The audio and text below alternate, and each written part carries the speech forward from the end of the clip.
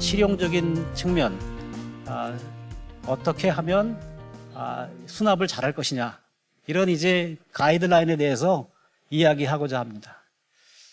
자, 이 현관을 보면 여기 유모차는 있지 않지만 유모차, 자전거, 뭐 택배, 뭐 골프용품 보다시피 이렇게 어지럽습니다. 뭐 베란다와도 예외는 아닙니다. 자녀 공간이 어른들의, 부모들의 여러 가지 잡동사니 물품들과 혼재되어 있습니다. 무질서한 공간은 자녀 방도 마찬가지가 되겠고요. 또 거실을 보면 모든 대부분의 가정이 이런 TV를 보는 그런 소파에서 앉아서 바라보는 그런 획일적인 배치 방식을 가지고 있다. 이것은 우리가 강조하는 이 가족 간의 어떤 대화, 소통의 기회를 많이 놓치고 있다, 이렇게 볼 수가 있겠고요. 또 거실에는 아이들이 뛰기 때문에 이 층간 소음의 문제가 언제나 문제가 되고 있습니다. 이것도 마찬가지로 자녀 교육에 바람직한 그런 환경은 아니다, 이렇게 볼 수 있겠고요. 여하튼 옛날 500년 전에 조선 교육은 밥상머리 교육을 해서 어떻게 하면 사람다워지냐, 인성 교육을 했는데, 요즘에 우리 주거 공간에서는 이런 밥상머리 교육이 이루어지고 있느냐, 거의 사라진 것 같습니다. 예절 교육도 거의 이루어지지 않는 것 같고요. 이런 문제들을 저는 공간적으로 물리적인 환경을 잘 만들어서 해결할 수 있겠다, 이런 관점에서 오늘의 강의를 하고자 하는 겁니다. 아이의 욕조가 이 욕실에 들어가서 가뜩이나 좁은 욕실 공간에 더욱 혼잡하게 됐습니다.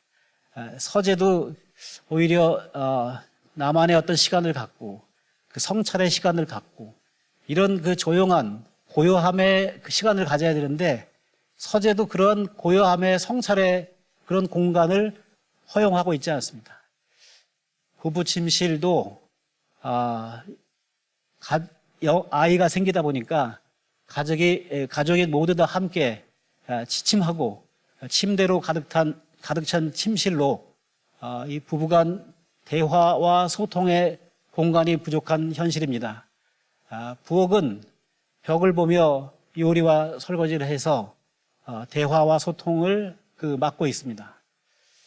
그래서 저는 이러한 무질서를 해결하기 위해서 좋은 집의 개념이 필요하다, 이런 생각을 해봤습니다. 여러분들에게 질문을 해보겠는데요. 좋은 집은 어떤 집이 좋은 집이라고 생각하세요? 좋은 집을 위한 조건은 아이의 꿈을 지원하고 미래를 만들어가는 집. 결국 이제 맞벌이 부부의 문제는 육아에 관련된 문제가 중요한 문제다. 그 다음에 가족과 함께 삶의 즐거움과 기쁨을 만드는 집은 가족의 어떤 관계가 중요하고, 또 가족은 공동 운명체로서 이런 체험을 이렇게 공유하는 그런 것들이 즐거움과 기쁨을 만드는 집이 아니겠는가. 그리고 이제 부부가 재충전을 통해 꿈을 실현하는 집, 고요함의 성찰을 통해서 꿈을 성찰하는 집, 뭐 이런 것이 아닌가. 이제 가족과 함께 삶의 즐거움과 기쁨을 만드는 집, 이건 어떤 집이어야 되나, 이런 질문을 저 스스로 한번 해봤어요. 그랬더니 공유하는 집이다. 공통의 취미를 공유하고 역할을 공유하고 요리와 식사 준비를 공유하고, 그래서 대화와 토론으로 의견을 공유하는 것, 이런 집이 가족이 함께하는 삶의 즐거움과 기쁨을 만드는 집이 아닌가. 그런 이제 공유가 가능하도록 이 하드웨어인 인테리어 디자인을 이렇게 하면은 참 좋겠다, 이런 생각을 했습니다. 그래서 여기서 이제 보시는 것처럼 이 부부의 관계는 동반자잖아요. 전 사실은 그 부부의 관계에서 파트너라는 말을 굉장히 좋아하는데 서로 함께 가정을 이끌어가는 사람, 그런 사람들이 이렇게 와인이나 맥주를 마시면서 공유하는 거, 뭐 이런 것들이 부부가 재충전을 통해 꿈을 실현하게 하고, 그래서 자신만의 전문성과 역량을 강화시킬 수 있는 그런 것들을 가능하게 만들지 않겠는가, 이런 생각을 하게 됐습니다. 여태까지는 제가 세 가지의 좋은 집을 위한 조건을 얘기 드렸어요. 그 조건을 실현하려면 주택 내에는 여러 가지 공간이 있습니다. 뭐 현관도 있고, 뭐 거실도 있고, 부엌도 있고. 현관은 활기찬 하루를 격리하고 뭐 지친 하루를 위로하는 거다.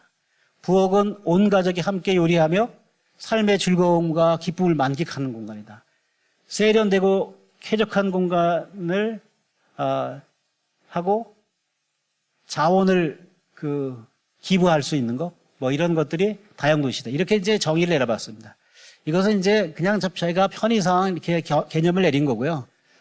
여러분들 나름대로 공간의 역할을 찾으면 될 것 같아요. 그러다 그 공간을 개념을 정의를 찾기 어려운 분을 위해서 가이드라인 비슷하게 제가 얘기를 했고요. 그러나 이제 이러한 것들을 정할 때 있어서 맞벌이 부부에 가능하면 지원될 수 있는 뭐 그런 것들을 생각하면서 이런 공간을 정해 본 겁니다. 제가 조금 전에 공간별로 이야기를 했지만 사실 그것만으로는 부족해요. 사람의 생애 주기가 있잖아요. 그 생애 주기를 잘 고려해서 공간적으로 적절한 공간을 제공하는 것, 그런 작업이 이제 필요하다. 그래서 이제 제가 이런 공간에 대한 개념, 또 생애 사이클을 고려해서 공간에 대한 계획을 해야 된다. 공간의 역할을 부여해야 된다. 이런 얘기를 하면서 오늘의 가장 핵심인 것 같아요. 그래서 이제 끝으로 공간을 어떻게 사용하고, 그 다음에 그 공간에 놓여진 여러 가지 가구를 사용해서 어떻게 수납을 하고, 그 다음에 이 수납 물품은 어떻게 정리를 할 것이냐. 이런 것들이 제가 이제 마지막으로 이야기하고자 하는 겁니다. 그래서 이제 제일 중요한 게 하나가 사람들이 내가 얼마나 물품을 가지고 있는지 실제로는 잘 몰라요. 그러니까 맞벌이 부부라 그러면 다 라이프 스타일에서 다 다르겠지만 그래도 그냥 표준적으로 대표적인 그런 수납량을 얘기한다면 한 요런 정도 가지면 좋겠다. 이런 이제 기준을 정해드리면 좋을 것 같은 생각이 들었고요. 그래서 결국 이제 그 적정량을 알고 그 적정량을 기준으로 해가지고 넘치면 버리고 사야 되는 거죠. 또 하나는 이런 공간이 있는데 그럼 가방을 여기다 둘까? 아니면 여기다 둘까? 아니면 우산은 여기다 둘까? 이런 이제 문제가 좀 있어요. 그래서 저희가 이제 연구를 하고 있는 거는 가능하면 동선을 생각해서 행위를 생각해서 가장 적절한 위치가 어딘가. 이렇게 현관 들어와서 현관 근처에는 젖은 거는 바로 이렇게 넣을 수 있게 현관 바로 근처에 뭐 우산을 넣는 그런 수납 공간 같은 거 이런 거 만들면 좋겠다. 이걸 이제 물품별 제자리표라고 얘기를 하고 있습니다. 정리정돈법을 이제 끝으로 말씀을 드리면 괜히 뻔한 얘기예요. 물건 사용자가 끝까지 정리하기. 그래서 사용 후 제자리에 돌려놓기. 이걸 습관화하자. 그 다음에 새로 산 만큼 내보내기. 사실 새로 산 만큼 더 내보내기 하면 좋을 것 같아요. 그래도 적어도 최소한 새로 산 만큼 내보내자. 이런 습관을 자세를 가지면 좋지 않을까 생각합니다. 불필요한 거는 뭐 재활용하고 중고 판매하고 기부하고. 되게 뻔한 얘기지만 그러나 그 실행하기는 사실 쉽지 않은 것 같아요. 그래서 결국은 물품을 정리하면 새로운 공간을 얻을 수 있다. 새로운 공간을 얻을 뿐만 없게 되면 주택 내의 공간이 질서 있게 변한다. 무질서했던 공간이 질서 있는 공간으로 변신할 수 있다. 이런 이제 이야기를 하고 싶은 겁니다. 그래서 앞에 설명한 공간사용법, 수납법, 정리정돈법으로 물건이 아닌 사람이 주인공이 된 집에서 성공하는 삶을 만들 수 있다. 이런 이제 그 믿음을 갖고 여러분과 같은 시간을 이렇게 공유를 했습니다. 우리가 왜 맞벌이 부부에 대해서 생각을 하는가? 우리 맞벌이 부부를 행복하게 만들려고 하는 거죠. 근데 맞벌이 부부가 행복하려면 뭐가 좋아야 돼요? 관계가 좋아야 되죠.